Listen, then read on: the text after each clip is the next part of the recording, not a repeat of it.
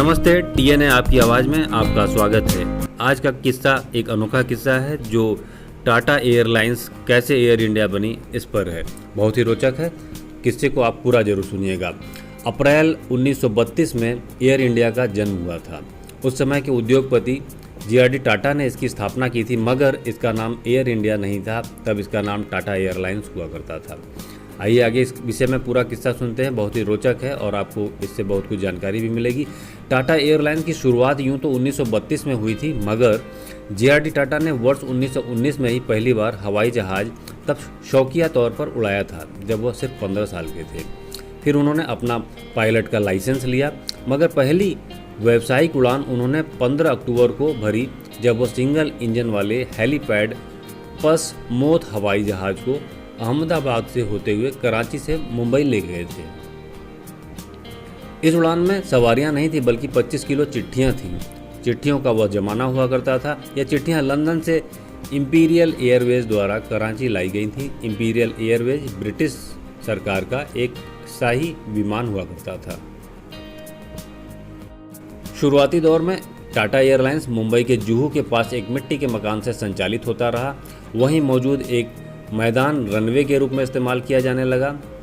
जब भी बरसात होती थी या मानसून आता था तो इस मैदान में पानी भर जाया करता था। उस वक्त टाटा एयरलाइंस के पास 2 छोटे सिंगल इंजन वाले हवाई जहाज़, 2 पायलट, 3 मैकेनिक हुआ करते थे।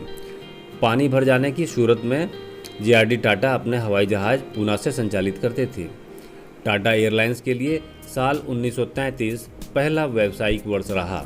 टाटा सन्स की 2 लाख की लागत से स्थापित कंपनी ने इसी वर्ष 155 पैसेंजरों और लगभग 11 टन डाक भी ढोए। टाटा एयरलाइंस के जहाज़ों ने एक ही साल में कुल मिलाकर 1,60,000 मील तक की उड़ान भरी। ब्रिटिश शाही रॉयल एयरफोर्स के पायलट होमी भरूचा टाटा एयरलाइंस के पहले पायलट थे, जबकि जीआरडी टाटा और विंसेंट दूसरे और तीसरे पायलट हुआ करते थे। द्वितीय विश्व युद्ध के बाद जब विमान सेवाओं को बहाल किया गया, तब 29 जुलाई 1946 को Tata airlines public limited company बन गई और उसका नाम बदलकर एयर इंडिया लिमिटेड रखा गया। आज़ादी के बाद यानी 1947 में भारत सरकार ने एयर इंडिया में 49% की भागीदारी ले ली। एयर इंडिया की 30वीं बरसी यानी 15 अक्टूबर 1962 को जीआरडी टाटा ने एक बार फिर से कराची से मुंबई की उड़ान भरी थी। वो हवाई जहाज़ खुद चला रहे थे, मगर इस बार जहाज़ था पहले से ज़्यादा विकसित, जिसका नाम लेपर्ड मोथ था। इसी प्रकार 50वीं बरसी यानी 15 अक्टूबर 1982 को जीआरडी टाटा ने कराची से मुंबई की उड़ान फिर से भरी थी।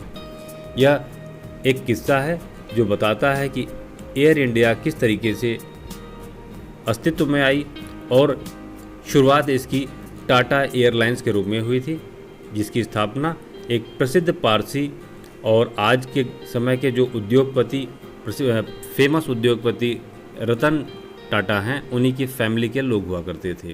तो इस तरीके से जो हमारे भारत में एयरलाइंस का जो जन्म हुआ वह टाटा एयरलाइंस के रूप में हुआ, जो बाद में एयर इंडिया बन गई। आज का किस्सा आपको कैसा लगा? हमारी कोशिश है कि मैं आपको अपने इस किस्से के माध्यम से कुछ जानकारी दे सकूं। कमेंट सेक्शन में हमें आप ज़रूर बताइएगा। फिर आता हूं कुछ ऐसी जानकारियों के साथ। तब तक के लिए धन्यवाद, नमस्कार, वंदे मातरम।